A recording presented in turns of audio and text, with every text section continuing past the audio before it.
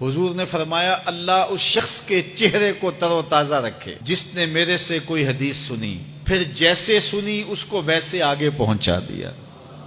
اور آقا کریم نے فرمایا بعض اوقات سنانے والا اس پر اتنا پہنچ کے عمل نہیں کرتا جتنا پھر سننے والا اس کے اوپر عامل ہو جاتا ہے۔ تو جب حضور نے دعا دی ہے کہ اللہ اس شخص کے چہرے کو تر و تازہ رکھے جس نے میری حدیث کو، میرے فرمان کو سنا اور ایسے ہی آگے پہنچا دیا،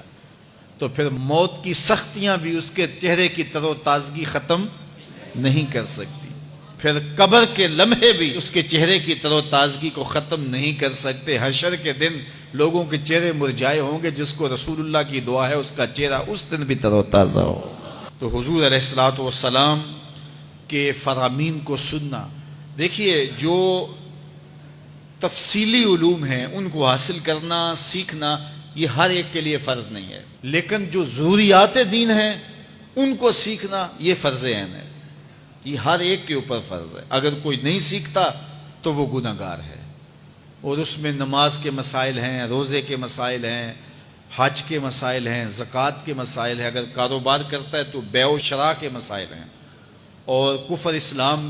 کی ضروری باتیں ہیں کہ کفر کیا ہے، اسلام کیا ہے۔ تو یہ ساری ضروری چیزیں جو ہیں ایمانیات سے جو تعلق رکھتی ہیں، ان کا سیکھنا جو ہے ضروری علوم کا، یہ ہر ایک کے اوپر فرض ہے۔ تو اس لیے آپ لوگ اپنا وقت کچھ نکال کر کے جو ہے وہ اس کے لیے صرف کریں، اور ضروریات دین سیکھنے کے لیے کچھ فرصت کے لمحے نکالیں۔ لوگ کتنے طویل ڈپلومے کرتے ہیں، کاروبار سیکھتے ہیں، کن کن علوم میں مہارت ہے جو ہمارے لیے بالکل غیر ضروری ہے۔ کسی نوجوان کے پاس بیٹھ جاؤ نا تو وہ تمہیں بتائے گا کہ کس کرکٹر نے کس میچ میں کتنے سکور کیے تھے، لوگوں کی یہاں تک معلومات ہیں، اور وہ 15 سال پرانا میچ ہے، اس کے اندر کس نے کتنے آؤٹ کیے تھے، کتنی وکٹیں لی تھیں، کتنے جو ہے وہ اس نے سکور کیے تھے، اور اس کی پوری زندگی کے سکور کتنے ہیں، کیسی کیلکولیشن ہے، اور کس قدر لوگوں کا پکا حساب ہے۔ یہ وہ چیز ہے جس کا نہ دنیا میں فائدہ نہ آخرت میں فائدہ، لیکن دلچسپی ہے نا، جس چیز سے دلچسپی ہو تو وہ چیز خود بخود ازبر ہوتی چلی جاتی ہے۔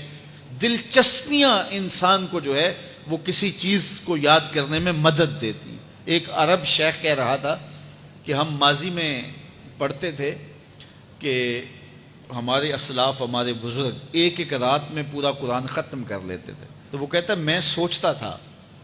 کہ ساری رات قرآن بندہ پڑھتا رہے تو کس طرح ممکن ہے؟ تو کہتا ہے میں اپنے بچوں کو دیکھتا ہوں کہ وہ جو ہے وہ موبائل کے ساتھ لگے رہتے ہیں، اور فجر کی اذان ہو جاتی ہے تو وہ تب چونکتے اچھا رات گزر گئی۔ تو میں کہتا ہوں نوجوان کی دلچسپیاں کچھ اور ہیں، اور وہ بھی اس شغف کی وجہ سے ایسا کھبا کہ رات گزر گئی اور اس کو پتہ ہی نہ چلا۔ تو جن کو قرآن کا نشہ ہو گیا تھا ان کی ساری راتیں قرآن میں گزر جاتی تھی، اور ان کو پتہ ہی نہیں ہوتا تھا کہ رات بھی گزر گئی ہے، اور اذان ہوتی تو پھر پتہ چلتا کہ اچھا رات گزر گئی ہے۔ تو یہ شوق اگر پیدا ہو، شوق تو دیکھیے یہ گیموں کا پیدا ہو جائے، کھیلوں کا پیدا ہو جائے، تو وہ انسان کو کیا کچھ سکھا دیتا ہے، اور جس کے سینے میں کتاب اللہ کا شوق پیدا ہو جائے تو پھر کیوں نہ اس کے سینے کے اندر جو ہے وہ طلب کتاب اللہ کی تلاوت کی پیدا ہوگی۔ تو اپنے سینوں میں علم حاصل کرنے کا شوق پیدا کرو، علم سیکھو، اپنی نسلوں کو سکھاؤ، اپنی اولادوں کو دین سکھاؤ، اپنی اولادوں کو نماز کا خوگر اور عادی بناؤ، ان کو کھینچ کھینچ کے نماز کی طرف لے جاؤ، یہ عادی بن جائیں نماز کے، تاکہ بعد از انتقال دعاؤں کے سلسلے جاری رہیں۔